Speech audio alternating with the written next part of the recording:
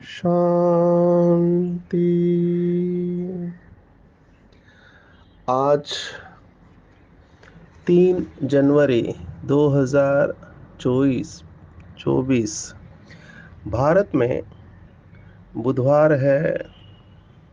Today is 3 January 2024 and it's Wednesday in Bharat.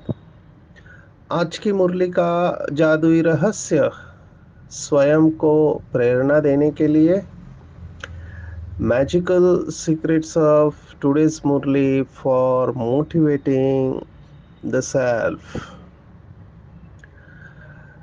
कमाल है बाबा का। जो प्रश्न हम पूछते हैं, बहुत सारे बाबा के बच्चों का ये अनुभव है कि जो भी उन्हें प्रश्न आता है, दूसरे दिन की मुरली में या हफ्ते की मुरली में उसका जवाब मिल जाता है। कल की मुरली में बाबा ने कहा था कि तुम्हें फिक्र नहीं करनी है, फिक्र से फारिग होना है, ऐसे कल की मुरली में कहा था। और आज की मुरली में बाबा कह रहा है कि तुम्हें फिक्र होनी चाहिए। अभी कई बार बाबा की बहुत सारी बातें कॉन्ट्रास्टिंग लगती है। ऐसे लगता है कि बाबा दोनों तरफ से कहता है, तो हमको शब्दों को पकड़ने के बजाय भाव को समझ लेना चाहिए। जैसे कल की मुरली में था कि तकदीर में नहीं है, व्यक्ति का कोई दोष नहीं है, तकदीर में नहीं है। या इनडायरेक्टली बाबा कह रहा है कि ड्रामा में इस आत्मा का पार्ट नहीं है। अभी ये ड्रामा की पॉइंट पे बहुत सारे बाबा के बच्चे अच्छे अच्छे पढ़े लिखे भी अटक जाते हैं, क्योंकि उसको यथार्थ रूप से उठाते नहीं है। हमने बहुत बार देखा है कि पूरा खेल है बुद्धि का। हम किस तरह से बातों को, ड्रामा के इवेंट्स को इंटरप्रेट करते हैं। जैसे भक्ति मार्ग में जो भी कंफ्यूजन है, मूंझे हुए है, वो इंटरप्रिटेशन के ऊपर है। शास्त्रों में जो झगड़ा है इंटरप्रिटेशन के ऊपर है। ये जो कल्प की आयु लाखों वर्ष कर दी है, ये भी इंटरप्रिटेशन है। दिव्य वर्ष की आयु कितनी होनी चाहिए, इसके इंटरप्रिटेशन के ऊपर चले गए। अभी परमात्मा को कण कण में कहना, यह सबके दिलों में परमात्मा है, हृदय सर्वस्व विष्ठितम, ऐसे भगवत गीता भी कहते हैं कि हमारे दिल में परमात्मा रहता है। ऐसे श्लोक आता है। या आत्मा दिल में रहती है, ये भी श्लोक आता है। तो कंफ्यूजन है इंटरप्रिटेशन के ऊपर, आप उसका अर्थ क्या निकालते हो। इसलिए बाबा ने शब्द इस्तेमाल किया, अर्थ का अनर्थ हो जाता है। और अगर गहराई में देखे जाए तो वो सब अनर्थ करने वाले हम ही है। कल एक बहुत अच्छी कहावत, चाइनीज कहावत सुनने में आई कि चाइना, वो अंग्रेजी में कह रहे हैं क्योंकि चाइनीज तो हमको समझ में नहीं आती। अंग्रेजी में ऐसे कहते हैं, if you blame others, you have a long way to go in the journey of life. If you blame yourself, you are 50% there, and if you blame no one, you are already reached there। अभी ये बहुत गुह्य बात है। जब हम दूसरों को दोष देते हैं ड्रामा में, तब हमें बहुत लंबा सफर तय करना होता है, समझ लेना चाहिए। जब हम खुद को दोष देते हैं, तब हम 50% पहुंच चुके हैं।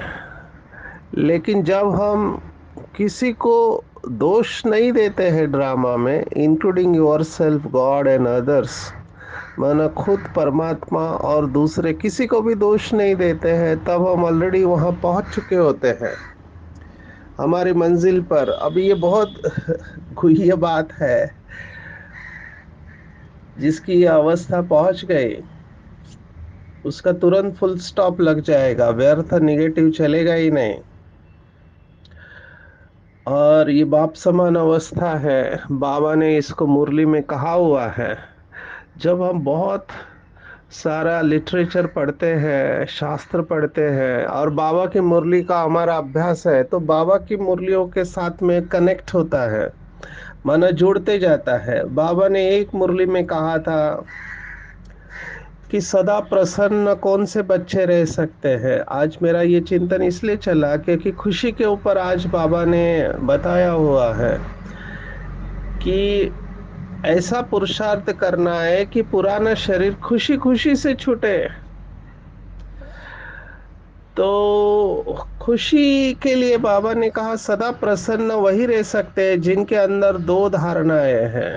बहुत गहरी बात है, कल की मुरली के साथ भी जुड़ा हुआ है। उसमें से एक धारणा कल बाबा ने बताई थी।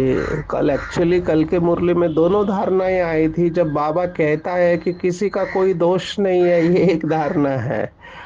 और फिर बाबा ने कहा था निस्वार्थ बनकर सेवा करो, ये दूसरी धारणा है। तो देखो, जो साकार मुरली में बताया है वो अव्यक्त मुरलियों में आया हुआ है। बाबा ने उस मुरली में कहा था कि बच्चा वही सदा प्रसन्न रहेगा जिसके अंदर ये दो धारणा पक्की होगी। और वो दो धारणाएं हैं निर्दोष दृष्टि और निस्वार्थ भावना। इसको पक्का करना है। निर्दोष दृष्टि बहुत गहरी बात है कि हमको ड्रामा में किसी का भी दोष दिखाई न दे। निर्दोष है ये ड्रामा। अभी इसको दुनिया वाले अलग तरीके से कहते हैं। दुनिया वाले कहते हैं सब कुछ नसीब में लिखा हुआ है। नसीब में लिखा हुआ है तो जरूर मिलेगा, अगर नहीं है तो नहीं मिलेगा। लेकिन निर्दोष दृष्टि ये बहुत ऊंची धारणा है। निर्दोष दृष्टि माना बाबा की जो कहावत यज्ञ में बहुत प्रसिद्ध हुई, न भगवान का दोष न भगवती का दोष। जब हमारे आदरणीय मनमोहिनी दीदी का शरीर छूटा, उनको ब्रेन में ट्यूमर था, ऑपरेशन करने वाले डॉक्टर भगवती, तो सबको लगा कि ठीक हो जाएगी, लेकिन ऑपरेशन के बाद शरीर छूट गया। तो बहुत डिस्टर्ब हुए भाई बहने, और बाबा को पूछा क्या ये डॉक्टर की गलती थी कि ऑपरेशन ठीक नहीं हुआ। तब बाबा ने जवाब दिया, न भगवान का दोष न भगवती का दोष, ये ड्रामा की भावी है। निर्दोष दृष्टि रखना ये हर एक के बस की बात नहीं है। मनुष्य का स्वभाव है। ये साइकोलॉजी में भी बताया जाता है कि हमको गलतियां सबसे पहले दिखाई देती है, विशेषता कम दिखाई देती है। ये मनुष्य का स्वभाव है। इसके ऊपर बहुत सारे एक्सपेरिमेंट हुए हैं। मैं जब किसी को कोई मैसेज भेजता हूँ तो मैं कई बार ये प्रयोग कर चुका हूँ और हर बार मुझे वही रिजल्ट मिला है। मैं जानबूझ के ऐसा शब्द मैसेज में डालता हूँ जो यथार्थ नहीं है, और मुझे रिप्लाई आने लगते हैं लोगों के कि आपने यहाँ पर ठीक नहीं किया है, ये ऐसा नहीं ऐसा होना चाहिए। ये मनुष्य का स्वभाव है। इसके ऊपर साइकोलॉजी में एक्सपेरिमेंट किए गए। पीएचडी स्कॉलर्स के सामने एक वाइट बोर्ड रखा गया, बहुत बड़ा वाइट बोर्ड। टीचर आए और कहा कि आपका ऑब्जर्वेशन का टेस्ट है। और टीचर ने एक ब्लैक स्केच पेन उठाया, मार्कर, और वो बोर्ड की तरफ देखे, फिर स्टूडेंट की तरफ देखे और जाकर उन्होंने बोर्ड के बीचों बीच वो एक डॉट बना दिया, ब्लैक डॉट, अच्छी तरह से बनाया। और समय लिया और फिर स्टूडेंट को पूछा कि अभी आपको क्या दिखाई देता है। तो सभी स्टूडेंट ने कहा कि हमको ब्लैक डॉट दिखाई देता है। तब टीचर ने कहा कि क्या तुमको ये बड़ा वाइट बोर्ड दिखाई नहीं देता है? ये मनुष्य का स्वभाव है कि पूरा वाइट बोर्ड नहीं दिखाई देगा, एक ब्लैक डॉट दिखाई देगा। तो निर्दोष दृष्टि रखनी है अगर खुश रहना है तो। दूसरा, निस्वार्थ भावना रखनी के जहां पर भी स्वार्थ आया तो समझना हम दुख का आह्वान कर रहे हैं। स्वार्थ में दुख का आह्वान होता है। बाबा ने एक मुरली में स्वार्थ का अर्थ बताया था कि स्व के रथ को स्वाहा करना। स्वार्थ स्व का रथ है, उसके भाव को स्वाहा करना।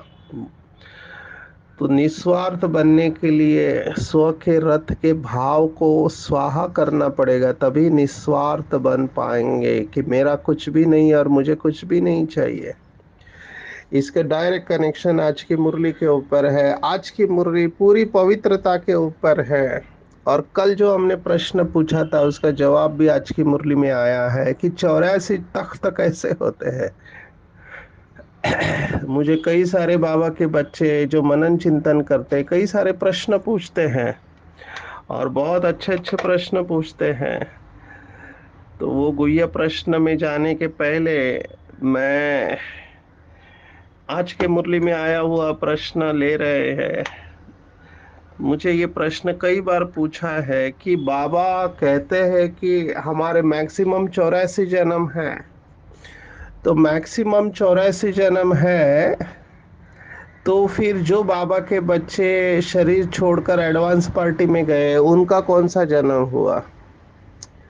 तो डेफिनेटली 84 के बाद वाला जन्म है। तो वो 85th बर्थ हुआ। आज बाबा ने तो बहुत उसके आगे की बात कही। आज की मुरली में बाबा ने कहा कि ब्राह्मण धर्म में कितने जन्म होते हैं, कितने जन्म लेते हो, ये प्रश्न पूछा। तो सभी ने कहा एक जन्म। तब बाबा ने कहा कोई दो तीन जन्म भी लेते हैं। अभी सोचो, दो माना अगला जन्म, लेकिन तीसरा भी बाबा ने कहा। समझो यहाँ से बाबा का बच्चा जो आत्मा है शरीर छोड़ के गई आगे, अभी उसने जन्म लिया, फिर वहां पे उसने जो भी पुरुषार्थ किया, सेवा किया, फिर से ज्ञान में आई और फिर से शरीर छूटा, तो उसका फिर तीसरा जन्म भी हो गया और तीसरे जन्म में वो फिर से ज्ञान में आए। आप सोचो, तो ब्राह्मण जन्म में हम दो या तीन जन्म ले सकते हैं, ये पॉसिबिलिटी है। तो 84 के बाद में हमारा और भी जन्म हो गया, 85th हो गया, 86th हो गया जन्म। अभी ये भी पॉसिबिलिटी है, बाबा ने स्पष्ट कहा है। तो ये मुरली को जेरॉक्स करके रखना चाहिए, क्योंकि आगे चलकर बहुत सारे बाबा के बच्चे ये पूछेंगे। तो उनका मुरलियों का स्टडी तो होता नहीं है। मुझे बहुत बार पूछते कौन सी मुरली में कहा है, तो ये मुरली जेरॉक्स करके मैं पहले रखता था, फिर इतनी मुरलियां कहाँ रखे। इसलिए बहुत सारे राज जैसे अष्टरत्न अभी 8 जोड़ियां है या सिंगल है, या मम्मा बाबा को छोड़ के बाकी अष्टरत्न है, ये सब प्रश्न बाबा ने जवाब दिया हुआ है। हम इसका रेफरेंस रखते थे, फिर रखना हमने छोड़ दिया, क्योंकि बार बार वही प्रश्न, जो नए भाई बहने आते हैं उनको ये क्लैरिटी होती नहीं है, तो वो ये प्रश्न पूछते हैं। और मुरलियों में भी संशोधन होता है, तो वो कई सारी ऐसी बातें जो कंफ्यूजन क्रिएट करती है उनको निकाल दिया जाता है। बाबा ने बहुत सारे राज मुरलियों में बताए हुए हैं जो अभी के भाई बहनों को समझना थोड़ा मुश्किल होगा। इम्पोर्टेंट बातें तो रख ली है, जिससे हमारा पुरुषार्थ हो, हमारा कनेक्शन पुरुषार्थ के साथ रखना चाहिए।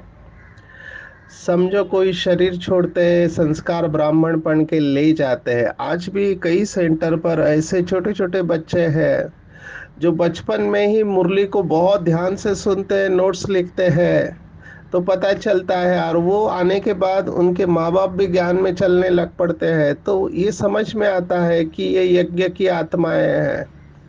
आप सोचो, साकार बाबा के वक्त माना 60s में जो ज्ञान में चले, 36 से 1960 तक उनका शरीर छूटा।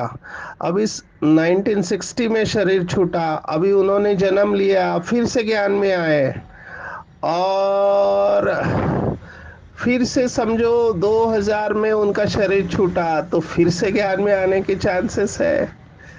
तो ऐसे 2-3 जन्म भी होते हैं।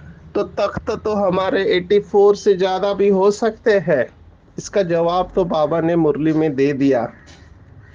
अभी आज की मुरली जो है पूरी पवित्रता के ऊपर है।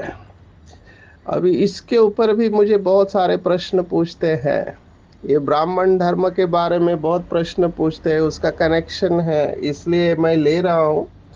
मुझे एक आत्मा ने पूछा कि हर धर्म सतो रजो तमो में जाता है, ये बात सच है क्या? तो मैंने कहा बाबा ने बताया है कि हर धर्म सतो रजो तमो में जाता है, तो ब्राह्मण भी धर्म है तो वो भी सतो रजो तमो में जाता है क्या? अभी मैं अंतर्मुखी हो गया, चुप हो गया उस समय, क्योंकि मुझे समझ में आ रहा था कि आत्मा कहाँ से आ रही है।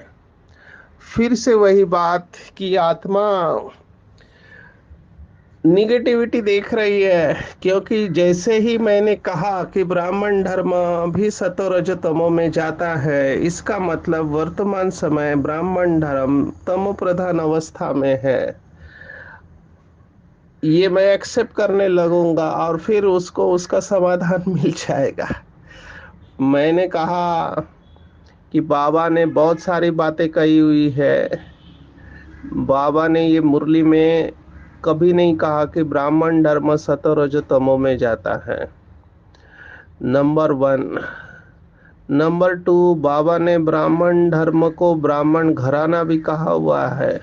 बी के फैमिली है, परिवार है, और पढ़ाई है। उसमें से आप कौन सा शब्द उठाते हो, या आपकी बुद्धि के ऊपर है। मैं पढ़ाई को उठाता हूँ। मुझे पढ़ाई बहुत अच्छी लगती है, क्योंकि पढ़ाई में हर एक को चांस होता है। टीचर स्कूल में एक ही बात सबको सिखाता है। जैसे मुरली देखो, हमारी दादियाँ भी वही मुरली पढ़ती है जो 87 ईयर से है, 80 साल से ज्ञान में चल रहे हैं, वो भी वही मुरली पढ़ते हैं, और आज आने वाले बाबा का बच्चा वो भी वही ज्ञान मुरली पढ़ता है। पढ़ाई एक ही है, पढ़ाने वाला भी एक ही है, समय को वरदान भी एक है, फिर भी कोई नंबर 1 जाता है और कोई नंबर लास्ट आता है। तो ये पढ़ाई में हर एक को चांस है। हम ये नहीं कह सकते कि भगवान ने ऐसा क्यों किया।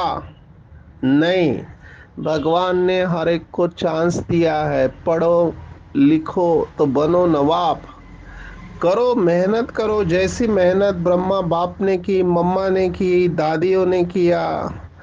आप मेहनत करेंगे तो आपको मिलेगा, ये नियम है। हिम्मत ए मर्दा तो मदद ए खुदा, ड्रामा पूरा हिम्मत के ऊपर बना है। उठो अमृत वेला, जल्दी उठो। अगर समझो किसी के कड़े संस्कार है, किसी के समझो काम विकार के संस्कार है, जा नहीं रहे, या क्रोध के संस्कार है, जा नहीं रहे, और भी देह अभिमान के संस्कार है। जैसे किसी का गुस्से का संस्कार होता है, आज बाबा ने कहा लड़ना झगड़ना नहीं है, कुछ लोगों का ये लड़ना झगड़ने का संस्कार होता है। तो कड़े संस्कार है, खुद को भी पता है, दूसरों को भी पता है कि हमारे अंदर ये कड़े संस्कार है। कुछ लोगों के अंदर नाराज होने का संस्कार होता है, छोटी छोटी बातों में नाराज हो जाते हैं, मूड ऑफ करने का संस्कार होता है।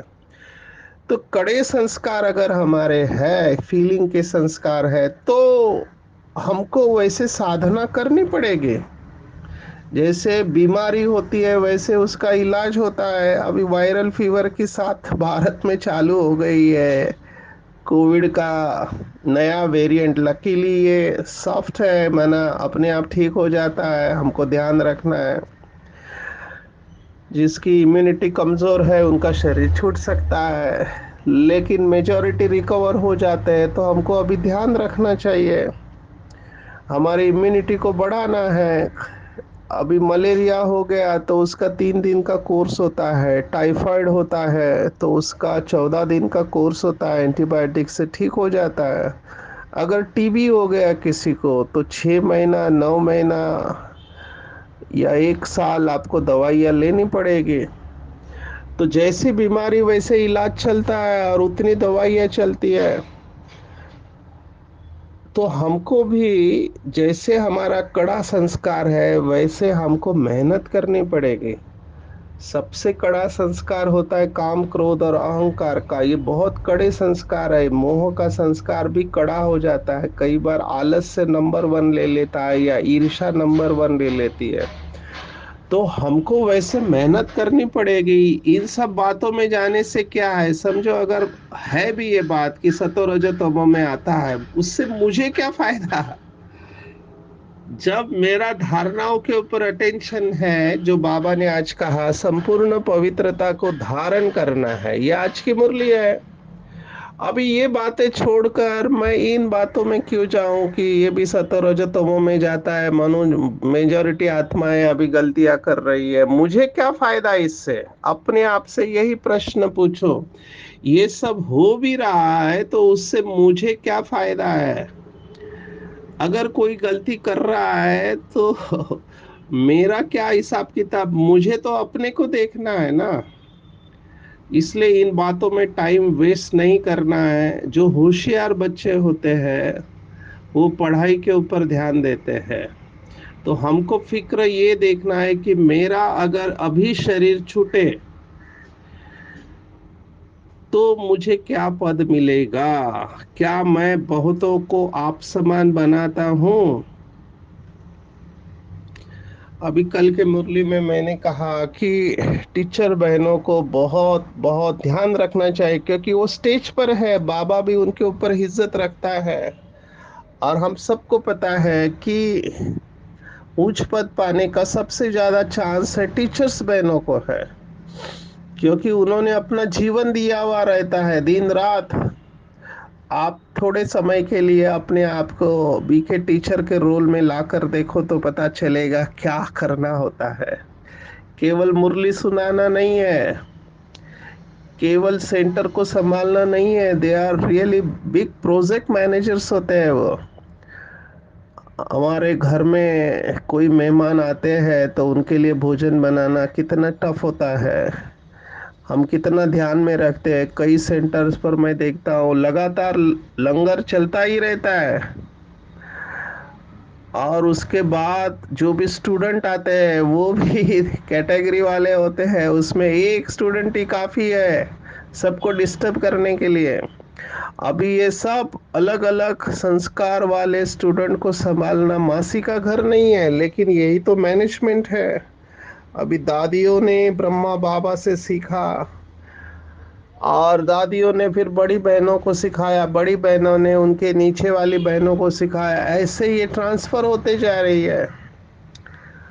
बाबा ने कई बार कहा हुआ है कि कितने सेंटर्स के निमित्त है, इससे ज्यादा इम्पोर्टेंट है कि कितने सेंटर निर्विघ्न है।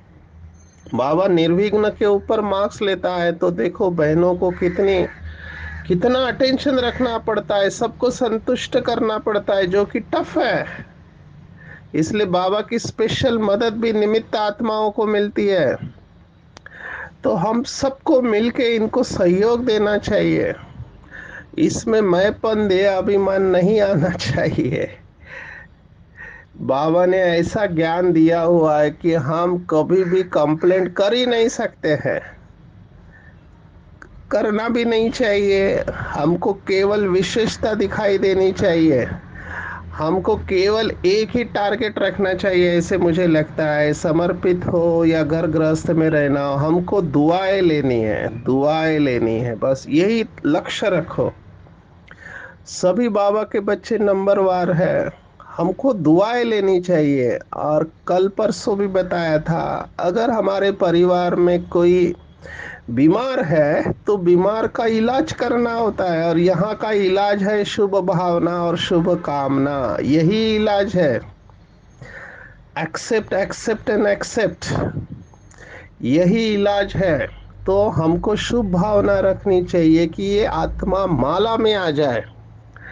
पहले भी कहा था कि प्रजा तो सभी बनाते हैं, हिम्मत है तो राजा बना के दिखाओ। अगर कोई बाबा का बच्चा हलचल में है तो उसके लिए विशेष योग करो। ये ब्रह्मा बाबा करते थे। अभी भी बाबा के कई बच्चे ये साधना करते हैं कि बीके फैमिली निर्विघ्न चले। हमको ये अभ्यास करना चाहिए। मैंने पहले भी बताया कि ड्रामा प्लान अनुसार कमजोर कड़ी तो रहेगी कहीं ना कहीं, तो हमको उनको शक्तियों का सहयोग देना चाहिए। और यही है संपूर्ण पावन बनना। संपूर्ण पावन माना केवल ब्रह्मचर्य नहीं है। ब्रह्मचर्य तो पवित्रता का एक हिस्सा है।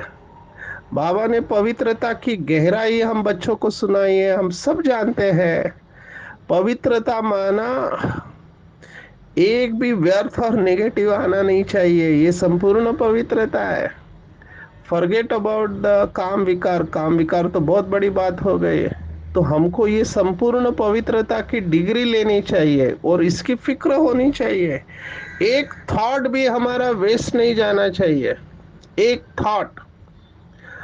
देखो, दुनिया में भी लोग कहते हैं कि जब आप किसी बिल्डिंग को बनाते हो तो दीवार में एक ईंट भी इंपॉर्टेंट होती है। अगर एक ईंट भी कमजोर है तो दीवार गिर सकती है। एक स्क्रू मशीन में बहुत इंपॉर्टेंट होता है। चेन टूट सकती है पूरी मशीन की अगर एक स्क्रू ढीला है तो। ऐसे ही हमारी संपूर्ण पवित्रता की बिल्डिंग में एवरी थॉट काउंट्स। हर संकल्प काउंट करता है। और ये फिक्र हमको होनी चाहिए कि मैं संपूर्ण पवित्रता को प्राप्त करूं। बहुत ऊंची अवस्था है। और जो ऐसे संपूर्ण पवित्र अवस्था में रहेंगे वो हमेशा सुख शांति की शैया पर सोए हुए रहेंगे। भगवान वाच है। बाबा ने कहा पवित्रता सुख शांति की जननी है, माना निरंतर सुख शांति की अवस्था होनी चाहिए। और यही फिक्र हमको होना चाहिए। अपने दिल से पूछना है कि मैं कितना खुशी में रहता हूँ। खुशी जानी नहीं चाहिए। खुशी हमारा जन्म सिद्ध अधिकार है। बाबा जब कह रहा है अम्मा मरे तो हलवा खाओ, तो खुशी क्यों जाती है?